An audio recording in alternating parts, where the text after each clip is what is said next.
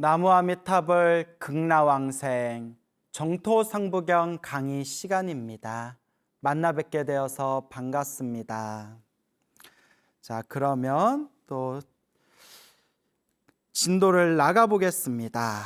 여러분들께서는 영상에 올라와 있는 자막의 내용을 함께 읽으면서 강의를 따라오시면 되겠습니다. 자, 그러면 우리가 지난 몇 주 동안 이 극락왕생 정토연불 법문에 대해서 인도 불교의 큰 스님들 그리고 중국 불교의 큰 스님들까지 제가 주요한 내용만 간추려서 간단하게 여러분들에게 이제 정토연불 법문 중요성에 대해서 말씀드렸고, 그리고 이제 오늘로 한국 불교 큰 스님들께서 말씀하신 정토연불 법문에 대해서 이제 마저 이야기를 끝맺음하고 오늘 이제 마무리를 짓도록 하겠습니다. 자, 그러면 자막을 한번 보세요. 나옹대사 고려말 불교를 대표하는 고승이다. 그래서 한국 불교에서는 우리가 무슨 의식이나 의례를 할 때 항상 삼화상이라고 해서 세 분의 큰 스님을 모셔놓고 의식과 의례를 진행하는 그런 의식법, 작법이라고 하거든요. 그런 작법이 있습니다. 그 삼화상이 인도의 지공화상, 인도의 지공화상의 법을 이은 이제 나옹화상, 그리고 나옹화상의 제자였던 그 유명한 무학대사, 이성계의 스승이었던 무학대사 아시죠? 그래서 지공대사, 나옹대사, 그다음에 무학대사 해서 삼화상이라고 부릅니다. 그러니까 이 나옹 스님께서 얼마나 위치가 주요한 분이신지 알 수가 있겠죠. 고려말 불교를 대표하는 고승이다. 마음을 깨치면 그 자리가 극락정토라고 말하는 유심정토와 유심정토, 오직 마음이 극락세계다. 유심정토, 오직 마음이 정토이다. 그래서 마음을 깨달으면 이 마음이 깨끗하고 번뇌망상이 사라지면 그 자리가 극락세계다. 이걸 이제 유심정토라고 부릅니다. 그리고 간절히 아미타불을 부르면 아미타불을 부르면 서방 극락세계에 태어난다는 타방정토, 실제로 저 서쪽으로 10만억 불토를 지나면 10만억 불토. 그래서 어떤 분이 그 경전 공부를 제대로 안 하신 분이 서쪽으로 10만 리를 가면 극락세계가 있다, 10만 리라고 그렇게 글 쓰시는 분이 있는데 절대 아닙니다. 아미타경에 보면 반드시 경전에 근거를 두라고 했죠. 아미타경에 보면 10만억 불토라고 나옵니다. 10만억 불토. 불토라는 것이 하나의 불토가 3천대천 세계입니다. 하나의 불토가 3천대천 세계고 3천대천 세계를 숫자로 환원하면 10억 세계입니다. 10억 세계. 여러분 모르고 계셨죠? 10억 세계. 그러니까 10만억 불토하면 10만억 개의 그 3천대천 세계를 지나면 10만억 불토, 10만억 개의 3천대천 세계를 지나면, 그러니까 인간의 숫자로 헤아릴 수 없는 전혀 다른 차원의 세계라는 뜻입니다. 그곳에 실제로 아미타 부처님이 만들어 놓은 극락세계 성불학교가 있다. 그 극락세계 성불학교에 이제 태어나면 우리가 성불을 보장받게 된다. 이게 바로 타방정토입니다. 그래서 깨달은 자 입장에서는 유심정토가 맞고요. 아직 탐욕과 성냄과 어리석은 사람 입장에서는 저 타방정토가 맞는 거죠. 그러니까 깨달은 자, 완전히 깨달은 자 입장에서 보면 이 자리가 극락세계고, 하지만 완전한 깨달음을 얻지 못하고 아직 번뇌와 망상이 아직 남아있는 중생 입장에서는 간절히 아미타 부처님을 연불해서 저 10만억 불토, 저 서방 극락세계 성불학교에 이제 들어가야 된다, 입학해야 된다. 극락 왕생해야 된다. 그래서 이제 유심정토와 타방정토, 이것을 이제 잘 구분해야 됩니다. 자, 그래서 이 나홍 스님께서는 유심정토와 타방정토의 통합과 조화를 주장하였다. 서왕가, 승원가 등의 노래를 만들어서 사람들에게 널리 극락세계 정토 연부를 권하였다. 자, 그래서 이 나홍 스님께서 남기신 그런 설법이나 그런 말씀을 보면 이 아미타 부처님 극락세계에 대해서 사람들에게 간곡하게 권유하고 또 연부를 이렇게 이제 많이 사람들에게 또 이 연불 법문을 설하시는 그런 내용이 굉장히 많습니다. 그래서 이 연불 정토 법문이, 이 정토 연불 법문이 얼마나 이 한국 불교에서도 아주 중요한 위치에 있었는가라는 것을 우리가 되새겨 볼 수 있습니다. 함어대사, 조선시대 초기를 대표하는 고승이다. 많은 저술 중에서 금강경 오가해 설의가 대표작이다. 아미타 부처님과 극락세계를 찬탄하는 글과 시를 많이 남겼는데, 자, 이거 중요한 겁니다. 아미타 부처님과 극락세계를 찬탄하는 글과 시를 많이 남겼는데 그 중에서도 미타찬, 안양창 등의 글이 유명하다. 자, 여러분, 이 부분에 대해서 여러분들에게 꼭 드리고 싶은 얘기가 있는데, 우리 한국 불교 그 참선하시던 그런 분들 중에서 이 아미타 극락세계를 부정한 분들이 제법 많았어요. 참선하시던 분들 중에서 제가 여러 번 얘기를 했잖아요.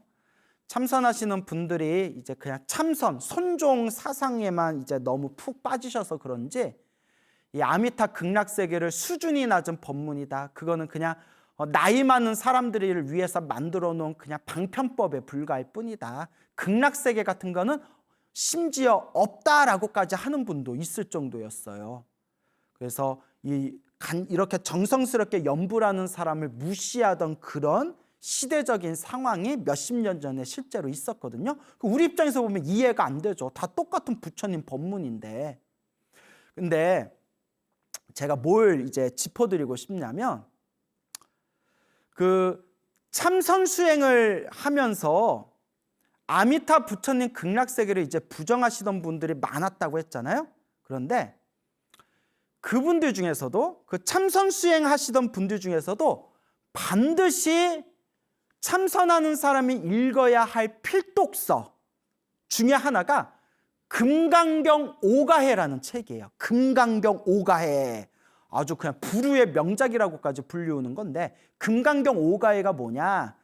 금강경이 굉장히 심오하잖아요. 금강경의 내용이 너무 심오하기 때문에 역대로 중국 불교 큰 스님들 중에서 금강경에 대해서 해석을 붙인 5분의 선지식의 금강경 해설서를 모아놓은 게 금강경 오가해예요. 5분의 해설서라는 뜻이에요.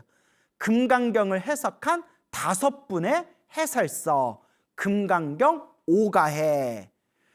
그 금강경 오가해를 다시 해설을 붙인 게 설의, 금강경 오가해 설의라는 책이에요. 그걸 하모 스님께서, 하모 득통 스님께서 그것을 만드셨어요. 그러니까 다시 정리해 볼게요. 옛날 옛적에 금강경에 대해서, 중국 불교에서 금강경에 대해서 수많은 해설을 남겨놨다. 엄청나게 수많은 금강경 해설서 중에서 가장 대표적인 거 5분의 해설서를 하나로 이렇게 모아놓은 것을 편집본으로 딱 만들어 놓은 것이 금강경 오가해라는 책이다. 그리고 금강경 오가해라는 책에 또 해설을 붙인 분이 우리나라 조선시대 초기에 큰 고승이었던 하모 스님의 금강경 오가해 설의라는 책이 있다. 자, 여기까지 이해 가셨죠? 그런데 우리나라에 그 한문 문장을 잘 보시는 어른들께서 늘 하시던 말씀 중에 하나가 수많은 한자로 된 수많은 명문장이 있지만 금강경 오가의 서문, 하머 스님, 우리 조선시대 하머 득통 스님께서 쓰신 금강경 오가의 서문, 그러니까 머릿말이에요. 머릿말. 이 금강경 오가의 서문, 하머 스님이 쓰신 이 서문이 정말 손꼽히는 천하의 명문장이다라고 그렇게 수많은 어른 스님들께서 공통되게 입을 모으셨습니다. 천하의 명문장이다. 뭐 우리 같이 뭐 한자를 잘 모르는 사람은 뭐 검은 거는 글씨고 허연 거는 종이고 뭐 봐도 뭐 5편 찾아서 봐도 이게 왜 명문장인지 뭐 우리 같이 공부가 부족한 사람은 모르지만 뭐 평생 한문 문장을 보신 분들은 이 하머 스님의 금강경 오가의 서문, 머릿말을 천하의 명문장이라고 했어요. 그럼 요 얘기를 왜 하느냐? 제가 금방 말씀드렸죠? 참선하시던 스님들도 그러니까 참선 수행을 많이 하신 분들도 이 금강경 오가예와 이 하머 스님의 금강경 오가의 서문은 필독서로 보셨어요. 그만큼 중요한 서적입니다.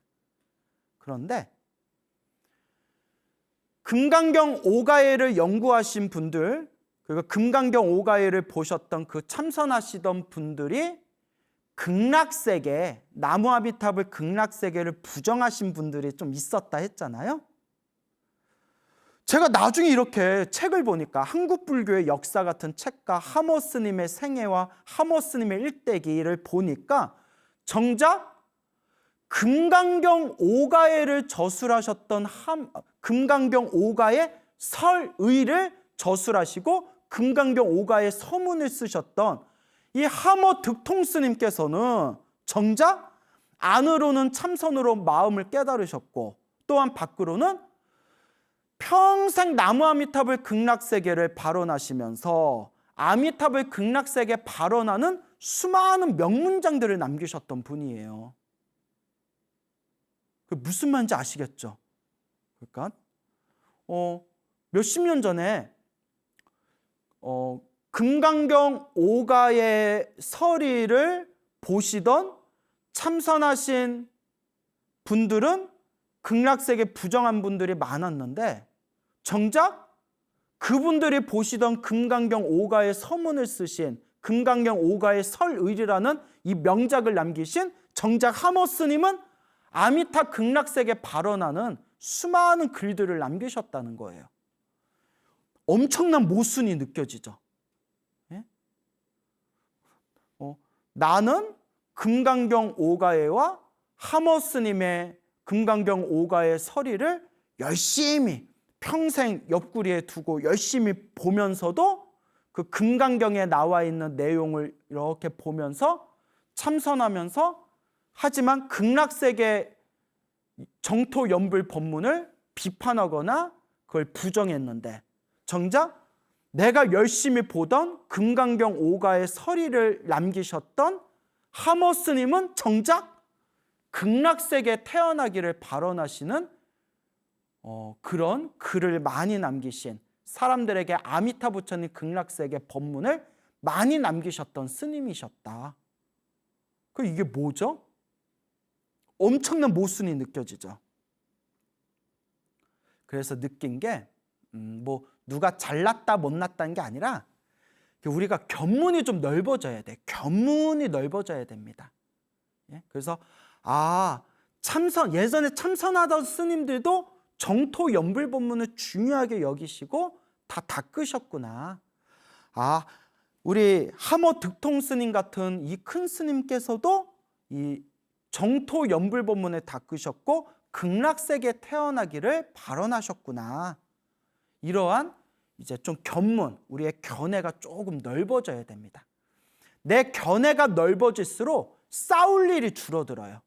내 견해가 좁고 우물한 개구리에 빠져 있으면 내 것만 옳다, 내가 본 것만 옳다라는 거에 빠져버리잖아요. 그래서 누가 유명한 말 남겼잖아요. 책 본 사람 중에서, 책을 본 사람 중에서 제일 무서운 놈이 책을 한 권만 본 놈이 제일 무섭다. 그러니까 딱 책 한 권만 본 사람은 그게 전부잖아요. 근데 골고루 수많은 정보를 섭렵하게 되고 서로와 서로의 다름과 그 다름이 왜 생기게 되었는지를, 그 흐름을 이해하게 되면 서로가 싸울 일이 이제 줄어들게 되는 거죠. 그와 같다고 봅니다. 하나만 꽂히면 내 거만 최고고 나머지는 다 부정을 하고 다 비하를 하게 되고 다 무시하게 되지만, 그 거대한 역사의 흐름 속에서 일어나고 사라지는 그 거대한 원인과 결과, 그 흐름을 파악하게 되면 이 모든 게 결국은 하나의 뿌리에서 나왔고 저마다 다른 가지에서 저마다 하나의 뿌리에서 저마다 서로 다른 꽃들을 피우게 되었구나라는 걸 이제 훨씬 잘 이해하게 되죠. 그래서 견문을 우리가 넓혀야 됩니다. 저도 뭐 이렇게 얘기하면 제가 뭐 견문이 엄청 넓은 것처럼 오해하실 수가 있는데, 다만 제가 20대 때 알고 있던 거와 20대 때는 딱 선방에서 공부할 때, 선언에서 공부할 때 딱 보고 듣는 게 딱 한정되어져 있거든요. 그러다가 나중에 이제 송광사 유런에 들어가서 저는 수많은 그 송광사 유런에 있는 도서관에 있는 책들을 보게 되면서, 또 수많은 책들 속에서 불교의 역사가 굉장히 중요하거나 불교의 역사의 흐름을 이해해야 부처님의 경전을 조금 더 정확하게 파악할 수가 있겠구나라는 생각이 들면서 인도 불교의 역사, 중국 불교의 역사, 한국 불교의 역사를 보면서 이게 내가 알고 있는 게 제대로 알고 있는 게 아니었구나. 이런 뿌리와 이런 가지와 이런 꽃들과 이런 열매들이 있었구나라는 거 알면서 그래도 갓 출가했을 때보다는 아무래도 견문이 넓어졌겠죠. 지금도 많이 부족하지만, 지금도 많이 부족해요. 늘 말씀드리지만 제 컨셉이 겸손이니까 웃자고 한 말이고. 자, 그래서 하머 스님의 금강경 오가의 설이라는 굉장히 유명한 명작이 있는데, 서점에도 번역본이 많아요. 워낙 유명한 책이라서 번역본, 제가 가지고 있는 번역본 책만 한 대여섯 권 돼요. 하지만 굉장히 어렵다. 아주 어려운 책입니다.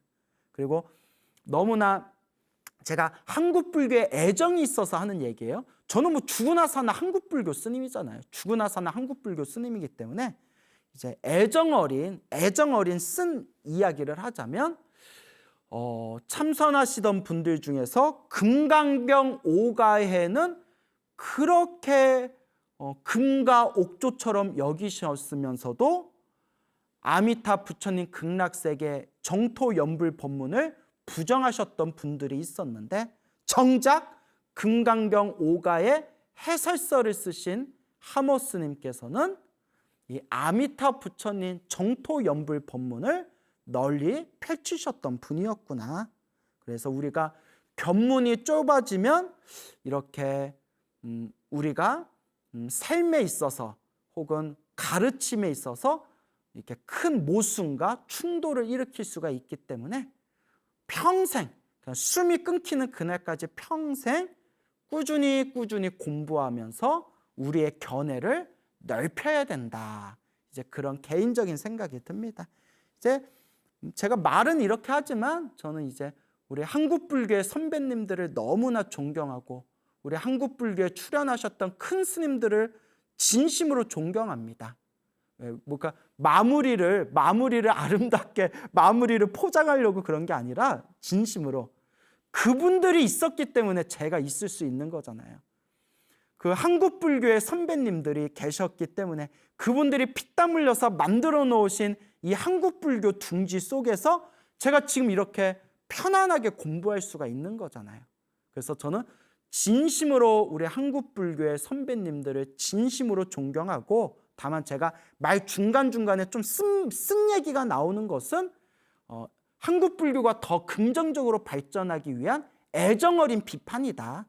그리고 언젠가 또 제가 이제 선배가 되고 언젠가 제 밑에 수많은 후배들이 나와서 정말 공부를 열심히 한 날카로운 후배들이 나오면 또 그 후배들이 언젠가 또 저를 비판하겠죠. 광우라는 스님이 예전에 있었는데 그 광우라는 스님의 강의나 법문을 보면 뭐 좋은 점도 있었지만 이런 부분은 뭐 조금 논리에 충돌의 요지가 있다. 뭐 좀 합당하지 못한 부분이 있다. 광우 스님도 조금 이 부분을 착각했던 것 같다. 저도 또 언젠가는 또 비판을 받으면서 끊임없이 또 발전하게 되는 거죠. 그래서 다시 말씀드리지만 저는 한국 불교의 선배님들을 진심으로 존경하고 제가 뭐 어쩔 수 없이 강의하다 쓴 얘기가 나오는 것은 한국 불교의 애정어린 눈빛이다. 이래 그렇게 좀 이해해 주시기 바랍니다. 서산대사. 서산대사 정말 우리 한국 불교 조선시대를 대표하는 큰 스님이시죠. 서산대사 조선시대를 대표하는 고승이다. 참선으로 깨달음을 얻었고 연부를 포함해 수많은 수행법과 경전의 가르침을 통합하는 통불교, 원용불교를 지향하였다라고 나오죠. 통불교, 원용불교. 그러니까 하나의 불교 안에 내 수행법, 네 수행법, 내 불교교리가 더 낫다, 네 불교교리가 더 낫다라고 따지는 게 아니라 말 그대로 통불교, 통으로. 그래서 요새는 통불교란 표현을 쓰지 않고 원용불교란 표현을 많이 씁니다. 원용불교, 원용, 조화를 이루는 거야. 한 덩어리 안에 둥글둥글 융합하는 거, 조화를 이루는 거. 그래서 이제 통불교, 원용불교를 주장하셨던 분입니다. 그래서 서산대사께서는 서산대사의 대표적인 성가귀감이라는 그런 이제 남기신 저서에 보면 이제 참선법에 대해서 참선법의 훌륭한 그런 장점과 이 참선법의 오묘하고 깊은 경지에 대해서 이제 찬탄하시면서도 이제 경전을 반드시 봐야 되고 또한 주문수행, 주력을 하는 주문수행이 아주 중요한 수행법이고 또 무엇보다 나무아미타불 연불법문, 나무아미타불 정토 연불법문이 윤회에서 벗어나는 가장 빠른 지름길이다라는 식으로 뭐 참선이 더 낫다, 연불이 더 낫다, 주력이 더 낫다, 경전이 더 낫다 이렇게 따지는 게 아니라 한 덩어리 안에서 그것을 아주 원만하게 통불교, 원용불교로서 이제 녹여내고 계십니다. 그래서 이제 통불교, 원불교를 지향하셨다. 다음은 서산대사의 대표작 성가귀감에서 발췌한 연불법문이다. 성가귀감. 만일 누가 말하기를 자기 마음이 정토인데 일부러 정토에 가서 날 것이 무엇이며 자기 성품이 아미타불인데 따로 아미타불을 보려고 애쓸 것이 무엇인가. 이제 선종사상에서는 이렇게 얘기해요. 참선하는 선종사상에서는 내 마음이 정토고 내 마음이 극락세계인데 뭐하러 따로 극락세계를 구하느냐, 뭐하러 따로 정토에 태어나길 구하느냐, 그게 어리석은 짓이다. 네 마음이 극락세계고 네 마음이 깨끗한 정토다 라고 얘기하고, 자기 성품이 진짜 자기 성품이 아미타 부처님인데 뭐하러 밖에서 아미타 부처님을 따로 구하느냐, 이렇게 이제 선종사상에서 주장하는 분들이 많았어요. 그래서 이렇게 주장하시는 분들 때문에 마치 참선수행은 최고의 수행법이고 극락세계에 태어나기를 발언하고 아미타 부처님을 연불하며 수준 낮은 사람들이다라는 그런 풍토가 만들어지게 되었거든요. 근데 정작 참선으로 깨달음을 얻으신 이 조선시대 대표하는 최고의 고승 서산대사께서는 당신이 선종의 선사이면서도 이 부분에 대해서 따끔하게 비판을 하십니다. 뭐라고 하시느냐? 다시 읽을게요. 자기 마음이 정토인데 일부러 정토에 가서 날 것이 무엇이며 태어날 것이 무엇이며 자기 성품이 아미타불인데 따로 아미타불을 보려고 애쓸 것이 무엇인가 라고 한다면, 이 말이 옳은 것 같지만 사실은 그렇지 않다라고 따끔하게 지금 비판하고 계시는 겁니다. 선사이시면서도 이 말씀이 옳은 것 같지만 사실은 그게 아니야 라고 따끔하게 말씀하고 계시는 거예요. 그래서 뭐라고 하시느냐, 저 부처님은, 저 아미타 부처님 같은 저 부처님은 탐내고 성내는 일이 없는데, 탐욕과 분노가 없는데, 탐욕과 화가 없는데, 그럼 나도 탐내거나 성내는 마음이 일어나지 않는가? 네가 아미타 부처님을 뭐하러 밖에서 구하냐? 내 마음이 아미타 부처님인데 라고 했잖냐? 그런데 아미타 부처님이나 석가모니 부처님이나 모든 부처님은 탐욕과 성냄과 어리석음이 없으시다. 내 마음이 부처요 하는 네는 탐욕과 성냄이 진짜 없냐? 냉정하게 자기 자신을 바라봐라 라고 따끔하게 지금 얘기하고 계시는 거예요. 이거 중요합니다, 여러분. 우리 주변에 보면 내 마음이 부처입니다. 마음을 깨치면 부처입니다. 여러분, 본래 부처입니다. 내 마음이 본래 부처입니다. 이렇게 이제 얘기하시는 분들이 많잖아요. 맞아요. 맞긴 맞는데 내 마음이 본래 부처입니다 라고 말하기 전에 내 마음에 과연 탐욕과 성냄과 어리석음이 없냐 한번 냉정하게 한번 살펴보라는 거예요. 탐욕과 성냄과 어리석음이 가득하면서 입으로만 내 마음이 부처요 하고 입으로만 떠들고 있다면 그게 과연 지혜로움이라 할 수 있겠는가? 서산대사도 따끔하게 지금 꼬집어서 이야기하고 계시는 겁니다. 내 마음이 본래 부처다라고 사람들한테 쉽게 던지기 전에 내 마음에 저 부처님과 같이 탐욕과 성냄과 어리석음이 한 점의 먼지도 없이 지혜와 자비의 광명으로 가득한가? 라고 자기 자신을 속이지 말고 있는 그대로 바라봐라. 입으로 내 마음이 부처다라고 떠들기는 쉽지만 몸으로 실천하기는 어렵네 라고 옛적부터 큰 스님들께서 말씀하셨습니다. 참고로 저는 탐욕도 많고 화도 잘 냅니다, 여러분. 이렇게 이제 양심 고백해야죠. 저는 이제 많이 부족합니다. 저 부처님은 지옥을 연하세계로 바꾸기를 손바닥 뒤집기보다 쉽게 하거늘 나도 그렇게 할 수가 있는가? 내 성품이 아미타 부처님인데 뭐하러 밖에서 구하냐? 라고 말하기 전에 저 아미타 부처님은 지옥을 손바닥 뒤집듯이 연하세계, 연꽃이 피는 극락세계, 손바닥 뒤집듯이 지옥세계를 연하세계로 바꾸실 수 있다는데 너도 말로만 내 마음이 아미타 부처다라고 하지 말고 너도 그런 능력이 있냐? 라고 따끔하게 지적하는 거예요. 말로는 내 마음이 부처다, 내 마음이 아미타불이다, 내 마음이 관세음이고 내 마음이 지장보살이다, 뭐하러 밖에서 구하냐라고 말로는 쉽게 얘기하면서 실제로 아미타 부처님, 약사열애, 지장보살, 관세음보살 같은 능력이 있냐?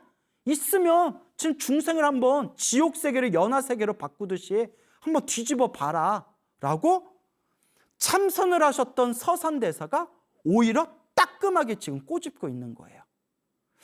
참 대단하죠.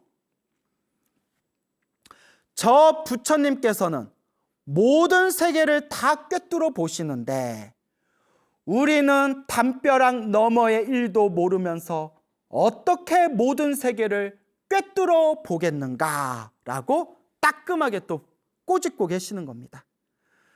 내가 부처고 내 마음이 아미타 부처님인데 뭐하러 아미타 부처님을 밖에서 구하느냐? 라는 범부 중생에게 저 부처님은 아무런 막힘없이 저 삼천대천세계 모든 세상을 다 꿰뚫어 보시는데 너는 정작 너나 나는 담벼락이 눈에 가리워져 있으면 담벼락 밖의 일도 꿰뚫어 보질 못하면서 말로만 그렇게 쉽게 내 마음이 부처인데 왜 밖에서 구하느냐라고 말로만 그렇게 쉽게 얘기하느냐. 입으로 그렇게 쉽게 떠들기 전에 몸으로 실천할 수 있고 몸으로 그런 능력이 있냐라고 따끔하게 꼬집고 계시는 겁니다. 그러니까 서산대사께서도 선사세요. 선사. 참선을 해서 깨달음을 얻으신 선사고 평생 이 참선법을 널리 전하셨던 분입니다. 그러니까 서산대사께서도 선종에 대한 애정이 있기 때문에 이렇게 따끔하게 말씀하시는 걸 거예요. 애정이 있기 때문에. 그래서 이 선종 안에서 서산대사의 저서를 보면 이미 조선시대 때 이런 일들이 일어나요. 어떤 일이냐면 서산대사께서 막 비분강개하게 아주 강맹한 필력으로서 지금 이 참선하고 있는 사람이 굉장히 많은데 다 입으로만 떠들고 있지. 참선한다면서 입으로만 떠들고 있지 실제로 수행이 된 사람이 몇이나 되겠는가라고 막 애통해하는 그런 문장들이 서산대사 글에 보면 나옵니다. 그러니까 이제 이 시대도 이런 문제가 심각했던 것 같아요.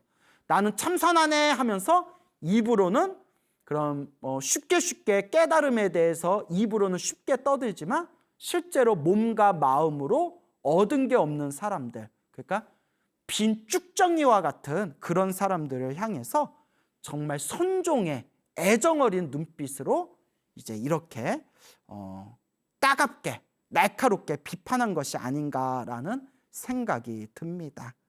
그렇죠?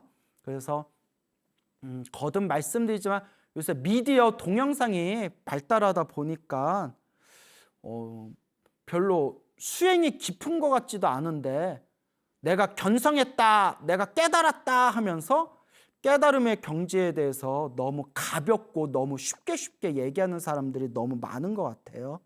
다시 말씀드리지만 내 마음의 탐욕과 성냄과 어리석음이 사라졌는가 사라지지 않았는가. 탐욕과 성냄과 어리석음이 그대로 남아있는데 그냥 공부하다가 그냥 조금 이렇게 머리가 의식이 조금 맑아진 것 같고 내가 견성했다 깨달았다 이래버리면 그것은 부처님의 진정한 가르침이 아니다라는 것을 명심하시길 바랍니다. 그래서 그런 부분이 유식사상 있죠. 유식불교. 유식사상에 보면 깨달음의 점차에 대해서 잘 나와요. 나중에 기회가 되면 그런 것도 공부해 보면 좋은데 워낙 어려워가지고 하여튼 이제 서산대사의 따끔한 애정 어린 그런 따끔한 질책이 되겠습니다. 자, 서산대사께서 또 이렇게 말씀하십니다. 숨이 끊어지는 마지막 순간에 큰 고통이 닥칠 때 자유자재할 수 있겠는가? 내가 이렇게 건강하고 머리가 막 팽팽 머리가 돌 때에는 내가 마치 천하의 부처님도 다 쓰러뜨리고 천하의 큰 스님들도 다들 짓밟을 것 같고 이 세상의 천상천하 유아독조 내가 완전히 깨달음을 얻은 것 같은 그런 기세등등한 그런 힘이 느껴지지만 그것도 마음이 만든 착각일 뿐이다. 온몸이 다 무너질 것 같은 죽음의 고통에 닥쳤을 때도 그 공부의 힘이 살아있는가? 라는 아주 따끔한 말씀입니다. 그래서 역대 그런 수행자의 수많은 비하인드 스토리를 보면 자기가 깨달음을 얻었다라는 착각도인으로 살다가 죽음이 코앞에 이르렀을 때 막 손발을 허우적거리고 막 입으로 헛소리를 하면서 자신의 구업을 두려워하고 후회하면서 세상을 떠났던 그런 이렇게 수행자들의 비하인드 스토리가 있어요. 제가 막 지대방에서 어른스님들께 막 이렇게 들은 얘기들이 있거든요. 그러니까 이제 그런 얘기가 어른스님들이 그런 걸 이제 누구를 비하하기 위해서 하신 말씀이 아니라 이제 그런 얘기를 들려주시면서 광우야 이런 얘기를 왜 해주는 줄 아냐? 공부하다가 내가 깨달았다라는 착각에 빠지지 말고 올바르게 공부해야 된다라는 것을 알려주기 위해서 하는 말이다. 이렇게 이제 저를 귀엽게 보셨는지 어른들이 저를 많이 귀여워해 주셨던 것 같아요. 제가 조금 약간 귀요미 스타일이잖아요. 그래서 어른 스님들이 이제 좀 귀여우셨는지 이런저런 그런 책으로 쓸 수 없는 비하인드 스토리를 굉장히 많이 알려주셨어요. 그래서 저도 방송이나 그런 언어 문자로는 대중들에게 다 얘기할 수 없는 그런 비하인드 스토리들이 있더라고요. 다만 중요한 거는 착각도인, 내가 깨달았다라는 착각에 빠져서는 안 된다. 그리고 부처님의 경전에 의지해서 공부해야 된다. 이제 그걸 말씀드리고 싶은 겁니다. 숨이 끊어지는 마지막 순간에 큰 고통이 닥칠 때 자유자재할 수 있겠는가? 만약 그렇지 못하다면 자기가 깨쳤다는 교만심에 빠져 허세를 부리다가 악도, 지요, 악이 축생, 악도에 떨어지는 잘못을 범하지 말아야 한다. 탐욕과 성냄과 어리석음이 그대로 남아있는 상태에서 내가 부처다, 내가 미륵부처의 화신이다, 내가 견성했다, 내가 깨달음을 얻었다, 이런 교만심, 아만심에 빠져서 몸 건강할 때는 허세를 잔뜩 부리다가 숨 넘어갈 때 그 죽음의 고통 속에 온몸이 뿔뿔이 흩어지는 그 고통 속에 후회의 눈물을 흘리면서 악도에 떨어지는 그런 어리석은 잘못을 범하지 말아라. 그러니까 이게 조선시대 때 서산대사께서 쓰신 글이잖아요. 그러니까 이 시대 때에도 이런 일들이 있었다는 걸 거예요. 이 시대 때도 이런 일이 있었다. 그래서 아까도 말씀드렸지만 서산대사께서 남기신 저서주에 보면 지금 수행하는 사람들은 많지만 입으로는 쉽게 떠들면서 몸으로는 실제로 수행이 깊이 된 사람들이 없는데 참으로 안타까운 일이다. 뭐 그런 문장들이 있습니다. 이제 우리 자신을 반성해야죠. 이제 공부하면서 내가 공부가 얼만큼 됐을까? 탐욕과 성냄과 어리석음이 얼만큼 사라졌는가? 라고 생각해 보면 저는 아직도 한참 멀었네요. 부끄럽습니다. 마명보살이나 용수보살이 조사이면서도 큰 깨달음을 얻으신 스승이면서도 극락왕생하는 길을 간절히 권했거늘 마명보살이나 용수보살 같은 석가모니 부처님의 버금가는 큰 깨달음을 얻으신 이 선지식들조차도 극락세계에 태어나라, 극락왕생하라 라고 정토연불 법문을 간절하게 권유하셨는데 우리는 어떤 사람이기에 왕생을 부정하겠는가? 이 극락세계를 부정할 수 있겠는가? 정토연불 법문을 부정할 수 있겠는가? 이렇게까지 서산대사께서 간곡하게 말씀하셨는데 우리 불자들이 어찌 정토연불 법문을 소홀히 할 수 있겠습니까? 연불 정토 법문은 정말 이 시대에 부처님께서 남기신 아주 훌륭하고 뛰어난 소중한 법문입니다. 그러니까 아미타 부처님만 믿고 간절하게 연불하시기 바랍니다.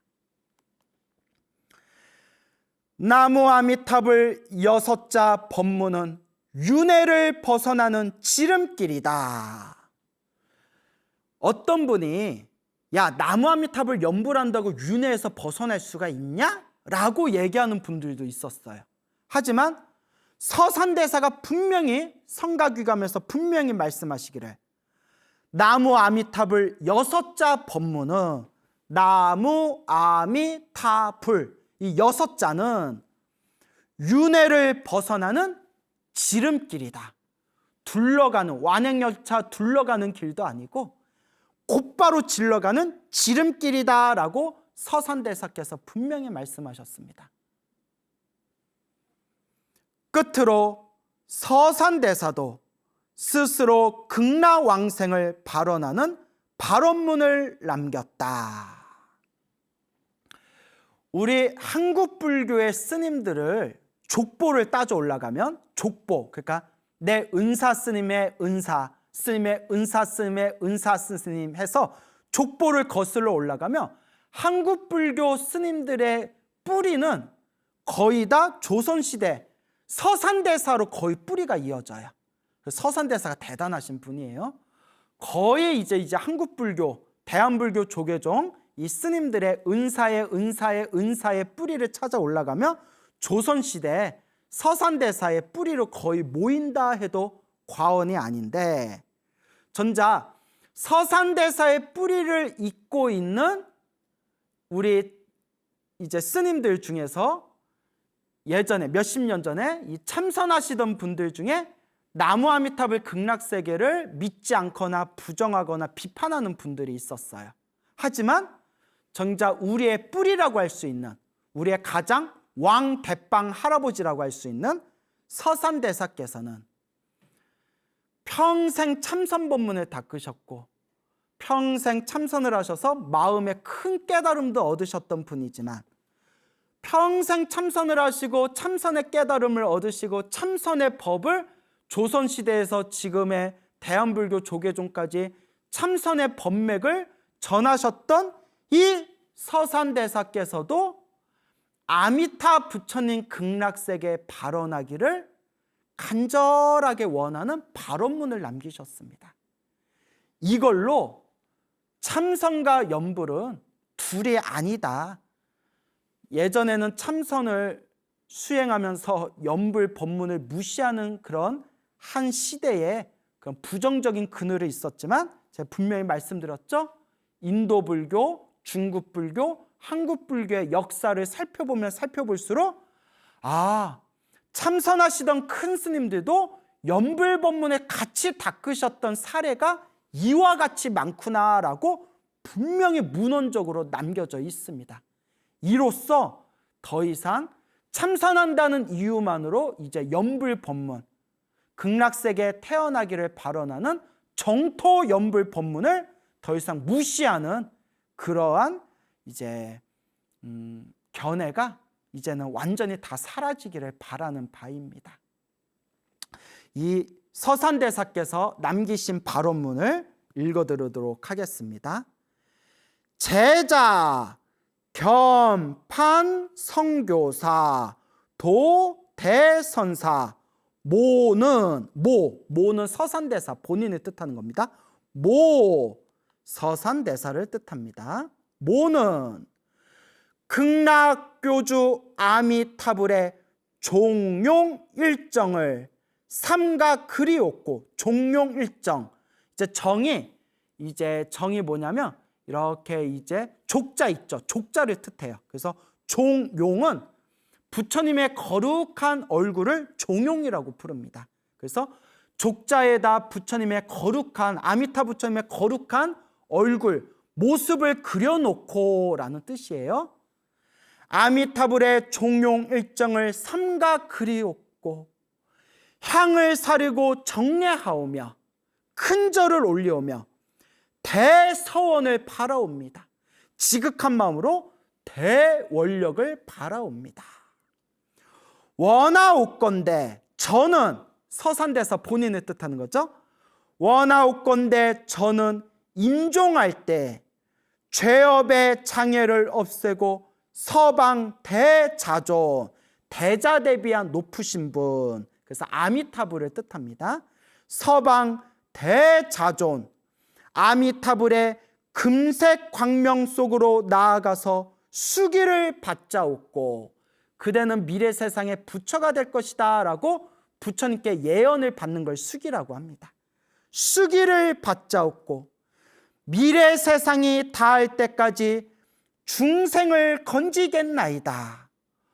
허공이 닿는 일이 있더라도 이 서원은 닿지 않을 것이오니 시방세계 모든 부처님은 증명을 하여 주시옵소서 해서 청어집, 서산대사의 글을 모아놓은 청어집 권4에 나오는 내용이 되겠습니다.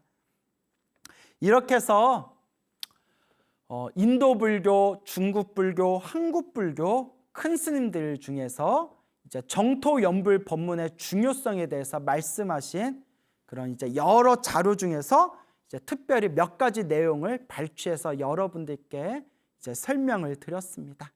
그래서 이제 다음 주부터는 본격적으로 무량수경 강의에 들어가도록 하겠습니다.